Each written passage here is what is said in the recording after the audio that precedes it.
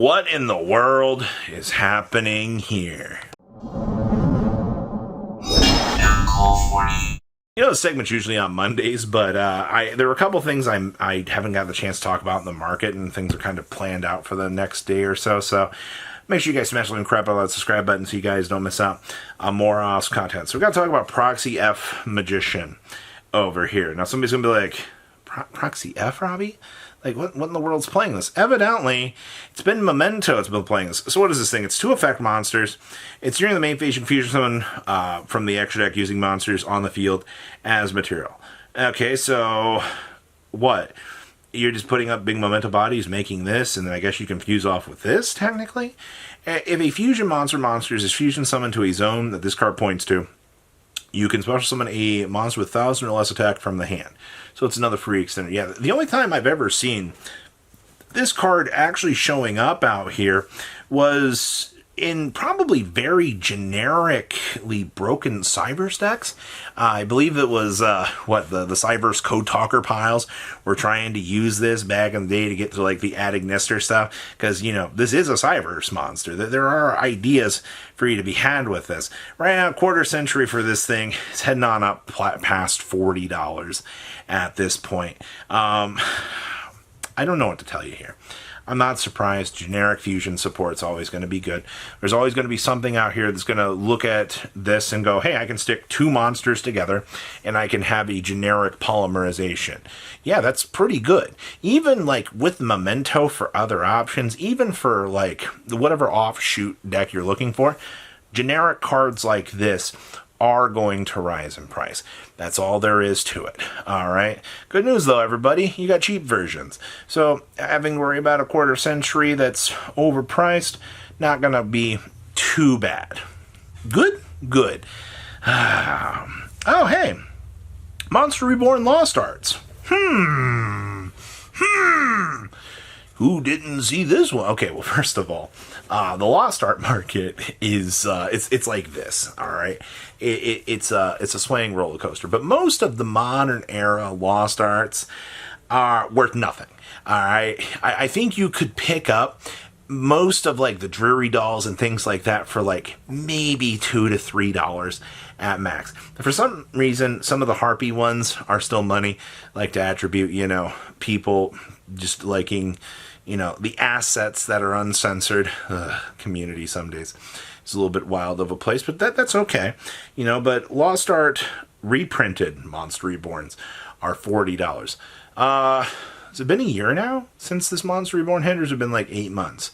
Either way, for people choosing this art, I'm not surprised. There is also another printing of this from the Kaiba Briefcase. It does technically have 2 Lost Arts and then the Kaiba Briefcase. I don't think people know as much about the Kaiba Briefcase one, which actually, if you want to take a look at the Kaiba Briefcase cards in general for how expensive those are, you're going to be extremely disappointed when you take a look and go, what in the world is going on with these prices? Well, they're going crazy. It's one of those things that Yu-Gi-Oh players have this need to have specific cards in their rarities that they want. Or this also proves that the collector's market's picking back up again because people are looking at oddities like the Monster Reborn.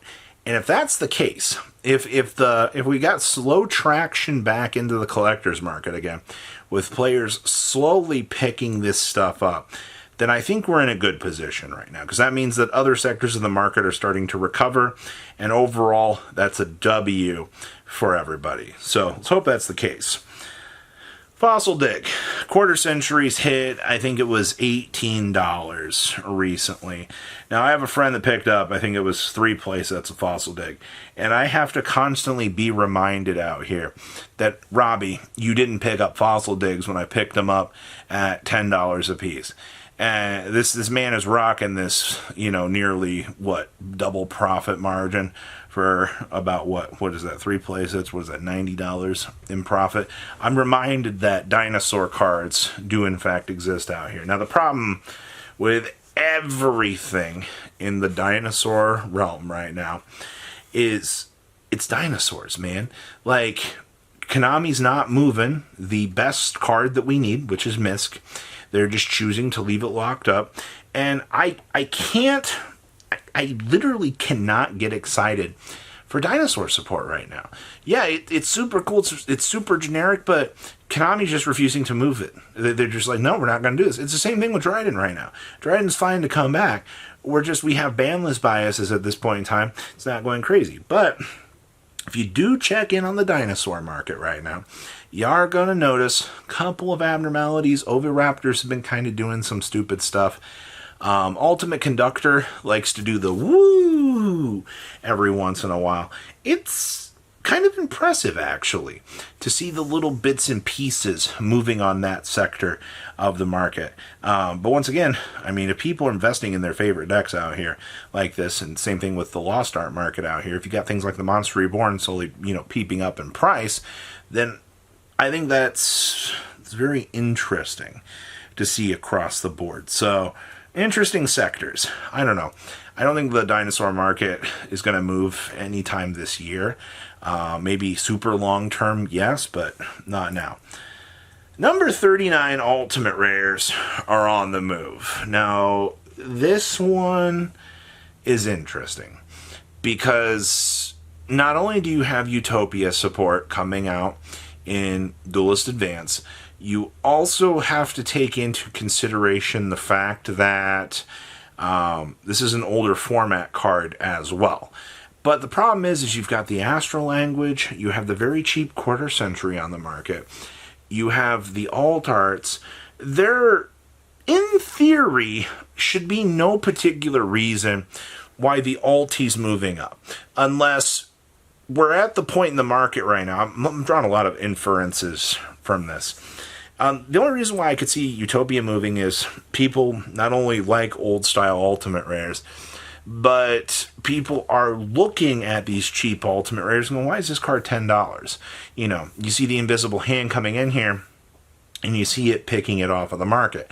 I think that's what we're witnessing here, is the Invisible Hand doing what the Invisible Hand does best, and removing these cards off of the market and actually helping out along the way. Honestly, seems like a good thing to me.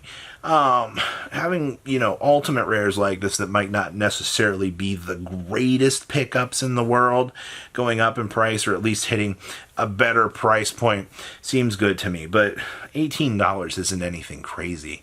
If we were watching this card jettison up to, past the $18 mark, hitting the $30, the $40 mark, then sure, but once again, you have the Astral Language, you have the Alt Arts, you have the cheap Quarter Centuries. Take your pick of what you want. This is just one of those cases that people like it.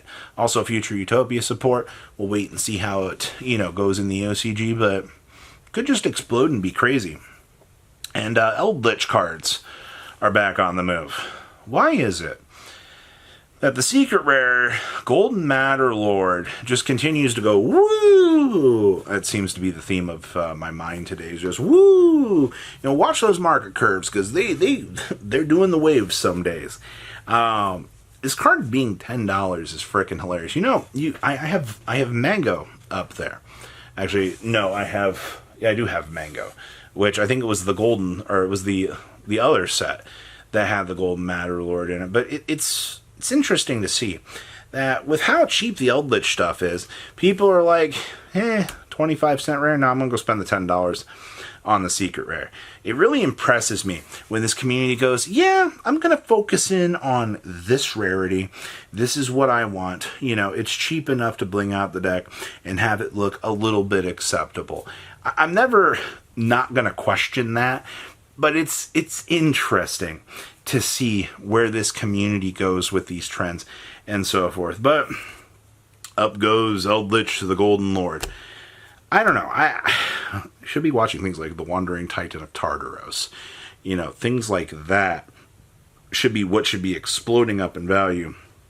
But instead, you got shift arounds like this. So we'll have to wait and see. But that's what we've got going on today. There's a lot coming out for me this week, so bear with me. I've been using this week to record with my friend who's been off of work. There's a lot of stuff that I've done this week, so please bear with me when you get the chance to actually see this stuff. So please, leave a comment down below. Tell me what you guys think. I'll see your beautiful faces back here in day, guys. Peace. Patrons, thank you.